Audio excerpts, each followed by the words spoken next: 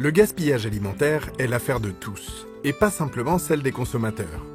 Pour répondre à l'objectif fixé par la loi visant à réduire de 50% le gaspillage alimentaire d'ici 2025, producteurs, industries agroalimentaires, distributeurs et restaurateurs ont également un rôle à jouer. On observe des pertes et des gaspillages à toutes les étapes de la chaîne alimentaire. On comptabilise au niveau national 33% au moment de la consommation, 32% au moment de la production, ensuite 21% à l'étape de la transformation des aliments et 14% lors de la phase de distribution. Les pratiques des différents acteurs étant interdépendantes, il est important que tous se mobilisent. Certains d'entre eux agissent déjà. Par exemple, nous avons accompagné 10 grandes et moyennes surfaces qui pendant 3 mois ont mis en place des actions parfois toutes simples et avec des résultats très probants puisqu'on a réussi à diminuer d'1/4 en tonnage le nombre de pertes. Parmi les leviers sur lesquels on peut agir, celui de la politique d'achat des magasins est très significatif. Par exemple, on sait que 1% des références d'un magasin génère 20% du gaspillage alimentaire. Donc on voit l'importance d'acheter précisément les produits dont on sait qu'ils vont se vendre.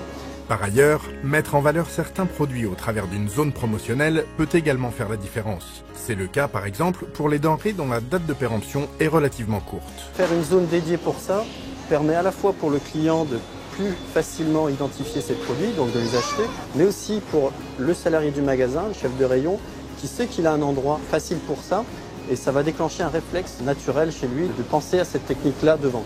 La vente assistée peut aussi porter ses fruits. On s'est rendu compte que sur certains produits, laisser les clients les toucher générait beaucoup de pertes, alors que quand on accompagne le client, c'est en plus un service finalement des fois extrêmement rentable. Des initiatives voient également le jour dans la restauration, qu'elle soit commerciale ou collective. Pour cette dernière, on sait qu'en France, le gaspillage y est 4 fois plus important qu'à la maison. Par exemple, dans un collège qui sert 500 repas par jour, on peut avoir jusqu'à 10 tonnes de gaspillage par an, ce qui peut représenter une facture de 33 000 €. C'est pourquoi, depuis le 1er septembre 2016, une loi rend obligatoire la mise en place d'actions de lutte contre le gaspillage alimentaire dans tous les établissements publics de restauration et les collectivités. C'est le cas de la cantine du collège Jean Monnet à Angers, où 550 repas sont servis par jour. Son chef de cuisine, Nicolas Thureau, très avant-gardiste sur le sujet du gaspillage alimentaire, travaille à sa réduction depuis plusieurs années et les résultats sont au rendez-vous. On a constaté aujourd'hui, après les calculs, 66 grammes de retour plateau de déchets, alors que l'ADEME donne une moyenne nationale de 147 grammes. Ces résultats passent par certaines pratiques.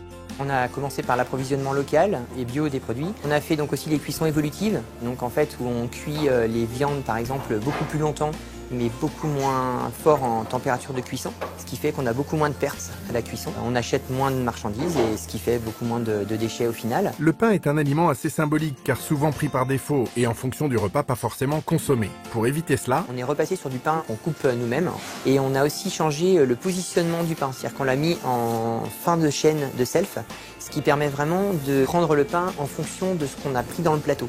résultat, aujourd'hui, on est à 2 grammes de pain jeté par repas sur l'année, ce qui est relativement peu. de la même manière, la restauration commerciale a un rôle à jouer en ajustant par exemple les assiettes en fonction des appétits ou encore en proposant le gourmet bag, le doggy bag à la française. C'est la possibilité pour les convives de rapporter chez eux ce qu'ils n'auraient pas terminé plutôt que de les mettre à la poubelle. Enfin, côté production, des initiatives visant à réduire le gaspillage alimentaire se mettent également en place. Parmi elles, On voit aussi de plus en plus de producteurs qui proposent des ventes directes, voire même du glanage pour récupérer ce qui n'a pas pu être vendu. Mis bout à bout, ce sont tous ces petits efforts qui changent la donne.